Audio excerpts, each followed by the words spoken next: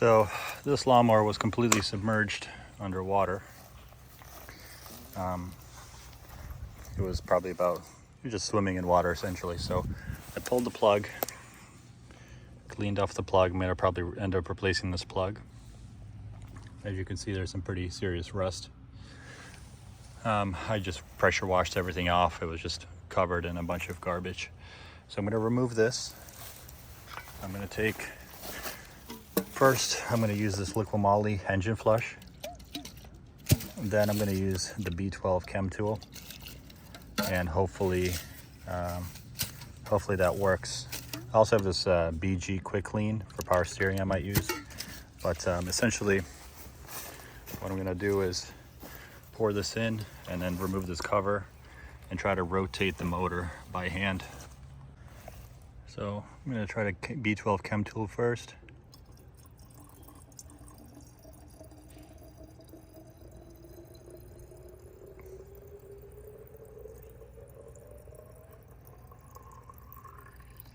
You can also use like Marvel mystery oil, but this is all I have at the moment. So next thing is we're gonna have to remove, I think these are 10s or 11s, 3 10mm, to get access to the main nut to try to crank the motor over by hand. So after leaving that B12 chem tool in there for about 10 minutes, you can turn over the motor and it'll actually come out of there. As you can see, it's like super hard to turn. So after some persuasion, I can now completely do a full rotation. So next I'm going to try to use a different cleaner. See, there's top dead center, and it'll go down.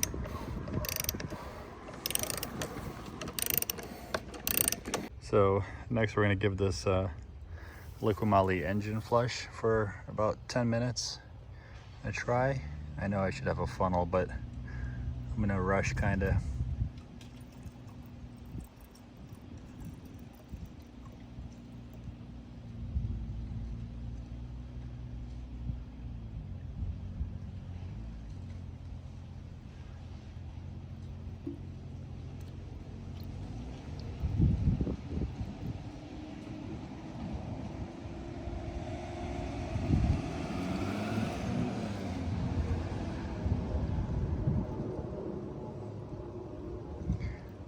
It looks like actually it's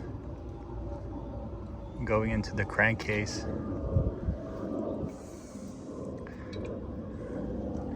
So obviously after this, I'm going to do an oil change and drain the oil completely.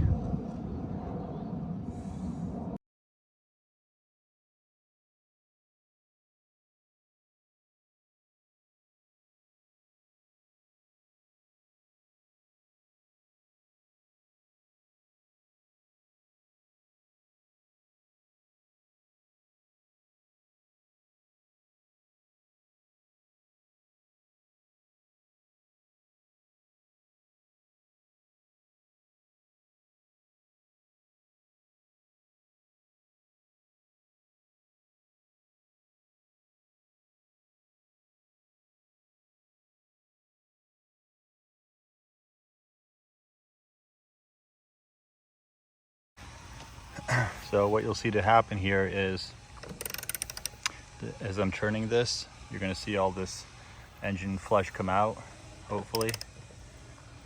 Yeah, there it goes. Yeah, there it go. Basically the biggest concern here is that the rings on the piston will be able to hold compression. They're going to be damaged regardless because there was rust in there. I took a scope, this kind of scope here, and just stuck it in there, and it was pretty rusted, but it wasn't too bad. It's only been sitting for about maybe a month and a half.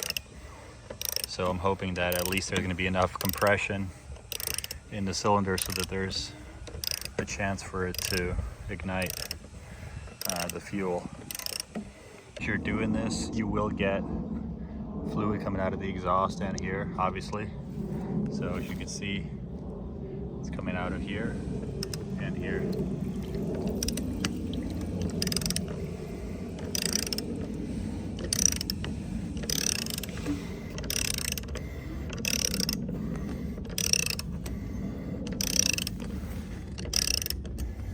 Go ahead, take some PB Blaster and spray it all over that belt, which drives the rear motor, and then all over this gearing, because it was all submerged in salt water. So, and as you can see now, the blades are turning over.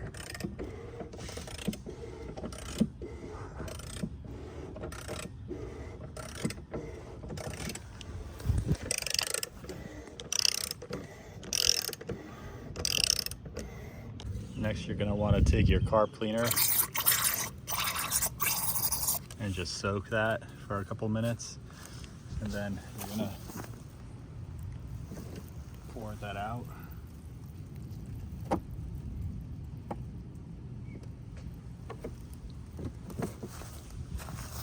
Obviously, we're replacing this filter. So as you guys saw through my scope, there's a lot of debris in the cylinder, which you're going to want to remove. So this next part I won't be able to get on camera, but what you're going to do is invert the plug so that that's facing directly down, and then spray carb kill cleaner inside, trying to get as much as that debris out of there.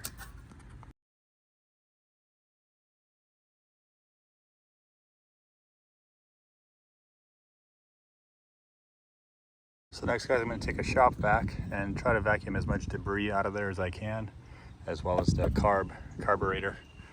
And then I'm going to clean that out right there, all that debris. But you can see now it actually turns over.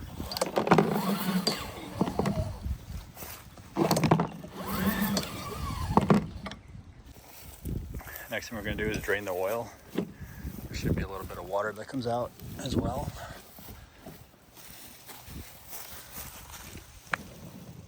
Oh yeah. And there's the oil finally.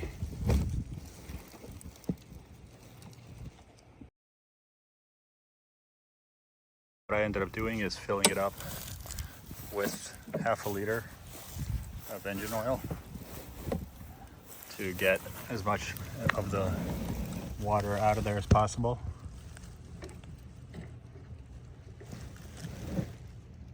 You're going to want to do this a couple times. So to fill this oil up, it takes 0.44 liters of 10W60 full synthetic liquid moly.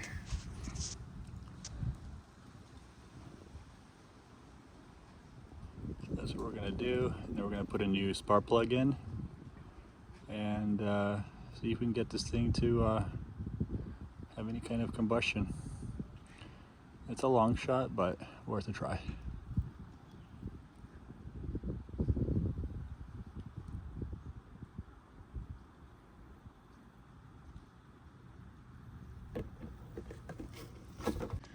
So in this case, the oil level should be right where it is. I don't know if you guys can see.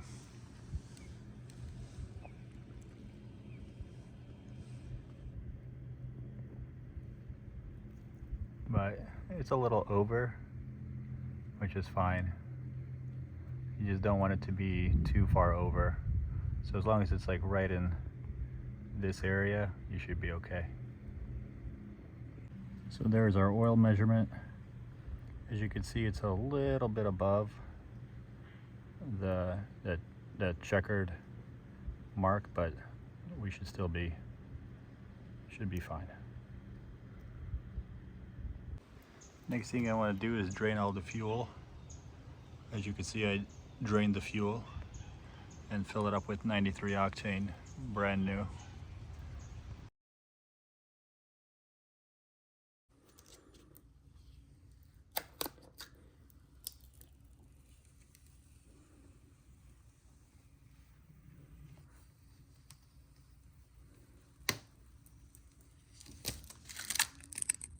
you do is put the plug in the coil and then hold it up against any kind of metal to ground it, and then watch for a spark.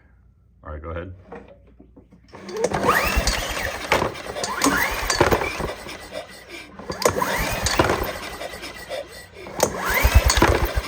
Good stuff. So there's spark, so now we can put the plug inside the combustion chamber, so we know for sure there's spark. Now fuel is a whole other issue, but I'm assuming the carburetor is good and not clogged up. So now we'll just try to, we already replaced the oil, we got a new filter, new plug, so at least we'll see if it cranks over a little bit. If not, then I'll have to remove the carburetor and clean the carburetor. So having a little issue with the mower actually starts with if I spray some starting fluid in there, but the mower does not keep running. So what I'm thinking about doing is possibly taking apart this and cleaning it, or replacing it altogether, because I feel like inside it might be corroded.